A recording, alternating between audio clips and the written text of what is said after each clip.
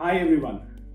सो आज हम जो बातचीत करने वाले हैं दैट इज अबाउट फॉरगिवनेस, माफ करना, and what is the power of forgiveness. ये कॉन्वर्सेशन मैंने भगवत गीता से सीखी, लॉर्ड कृष्णा से सीखी, और आज मैं शेयर करना चाहता हूं कि फॉरगिवनेस की पावर क्या होती है। ये सीन महाभारत में हुआ जब द्रौपदी को अपमानित किया गया तो बहुत बहुत क्रोध में थी। शी वॉज रियली अपसेट, और उस सीन के बाद वो हस्तिनापुर से भागकर अपने स्थान पर आ जाती हैं, इंद्रप्रस्थ में आ जाती हैं और अपने भवन में चली जाती हैं। और भवन में बैठ के वो रो रही हैं, बहुत ज्यादा पीड़ा में हैं, बहुत ज्यादा दुखी हैं। और उन्होंने भवन का दरवाजा इतनी जोर से बंद कर लिया है कि कोई भी पांडव, जो कि अपने आप में बहुत पावरफुल थे, कोई भी उस दरवाजे को खोल नहीं पाता। लेकिन लॉर्ड कृष्णा उनके पास पहुंचते हैं, भवन में चले जाते हैं और अपनी सखी को रोते हुए देखकर, इतने पीड़ा में देखकर वो भी रोने लगते हैं। द्रौपदी भगवान कृष्ण के पास जाती हैं और उनके पैरों में गिर जाती हैं और बोलती हैं, माधव मेरे साथ ही ऐसा क्यों हुआ? इतना अपमान हुआ मेरा। माधव मैं क्या करूं? मेरे को बहुत दुख हो रहा है, बहुत दुखी हूं मैं, बहुत ज्यादा रो रही होती है। और श्री कृष्ण भी रोने लगते हैं। श्री कृष्ण उनके पास बैठ जाते हैं और उनसे बातचीत करते हैं।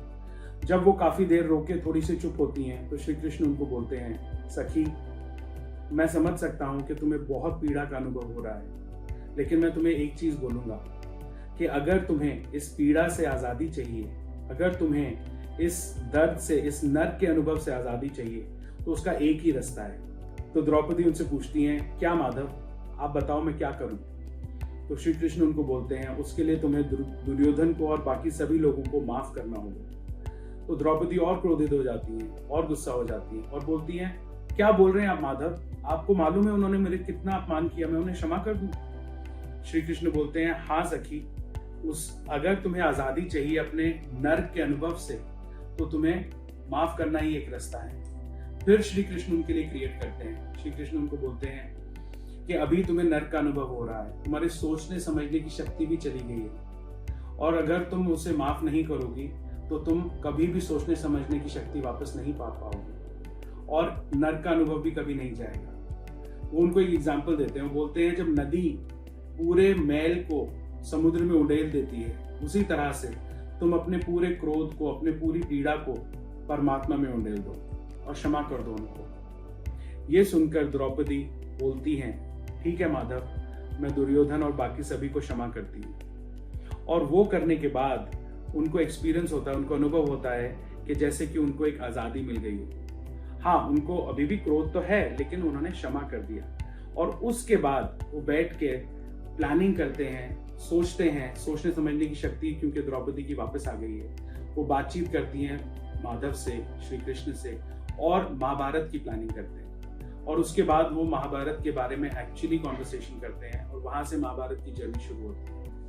तो मैं आपके साथ ये शेयर क्यों कर रहा हूं? क्योंकि अगर हो सकता है आपने भी अपनी लाइफ में किसी को माफ नहीं किया है, किसी ने आपके साथ गलत किया और आप उनको माफ नहीं कर पाए। आपने सोचा हाँ ठीक है, जो हुआ वो हुआ, लेकिन आप कभी माफ नहीं कर पाए। आप ध्यान रखिए, उसका असर आज भी आपके ऊपर है। मैं एक और एग्जाम्पल शेयर करता हूँ। मैंने अपने पार्टिसिपेंट के साथ जब ये शेयर किया तो मैंने ये देखा, मेरे पार्टिसिपेंट ने अपने एक बिजनेस पार्टनर को माफ नहीं किया था। पिछले बिजनेस में उनको बहुत नुकसान उठाना पड़ा अपने बिजनेस पार्टनर की धोखाधड़ी की वजह से, और वो बहुत गुस्सा थे उस बिजनेस पार्टनर से।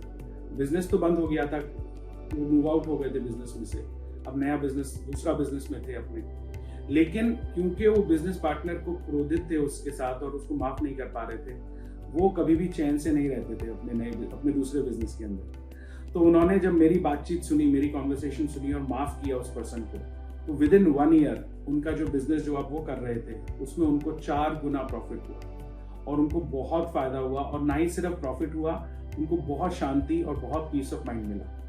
तो आप भी देखिए अपनी लाइफ में, अगर आप किसी को माफ नहीं कर पाए हैं तो माफ करिए और अपने लिए freedom, peace of mind, self expression और खूब सारा प्यार वापस लेके आइए अपनी लाइफ के अंदर। Thank you for listening.